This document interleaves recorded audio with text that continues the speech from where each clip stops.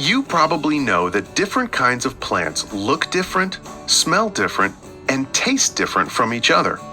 But did you know that some plants do really strange things? Before we look at some really strange plants, let's look at what most plants have in common. One thing plants share is a basic life cycle. Most plants start out as a relatively small seed. In the right conditions, the seed germinates, meaning it begins to grow.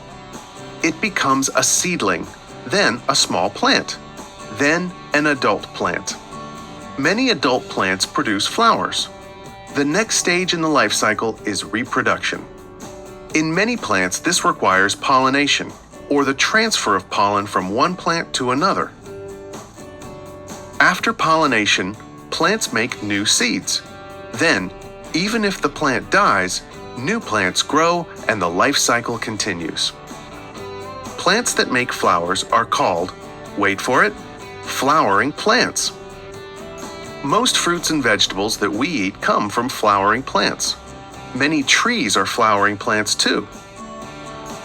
You might think of flowers as small, pretty, sweet-smelling things. If you think this, you probably haven't heard about the Rafflesia plant. Rafflesia grow in the rainforests of Southeast Asia in countries such as Malaysia, Indonesia, Thailand, and the Philippines. 3 things make this plant unique. First, it's the largest flowering plant in the world, producing a flower that can be 1 meter or 3 feet across. Second, the Rafflesia has no leaves, stems, or roots. Rafflesia lives by attaching itself to a vine and draining water and nutrients from it. The third strange thing about the Rafflesia is its odor. Instead of smelling like perfume, this flower smells like rotten meat. That's how it earned its nickname, the corpse flower. This terrible smell is an important part of Rafflesia's life cycle. The odor attracts flies that land on a flower and carry pollen to another flower. This pollination enables Rafflesia to produce seeds, so more of these flowers can grow. Another plant, the Amazon water lily, also has unusual parts to its life cycle. This giant water lily lives in the Amazon River in South America. The plant begins life as a seed that germinates in the mud at the bottom of the river. The seeds grow into giant round leaves with upturned edges that float on the river's surface. The leaves can be big enough and strong enough to support a small child. Each plant can produce 40 or 50 of these huge leaves. The lily produces flowers, and the flowers produce pollen. Pollination is where things get interesting. These flowers last only 2 days and open only at night. The first night, the lilies are white and give off a sweet scent that attracts a particular kind of beetle.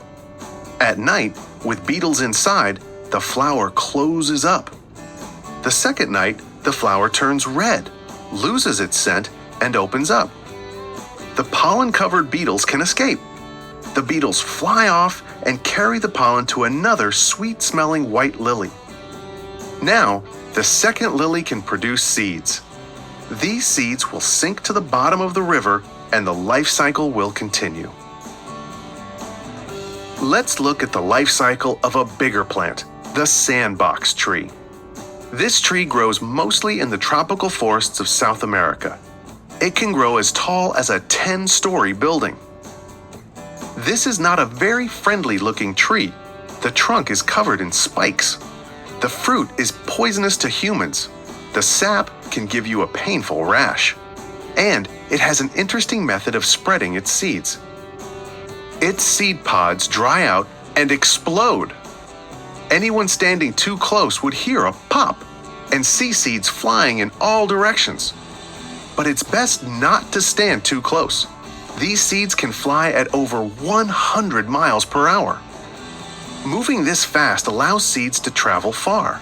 This increases the chances of seeds finding a good place to grow in the dense forest. Most plants don't smell rotten, trap beetles, or explode. Look at the plants around you. How are they like the 3 strange plants in this video?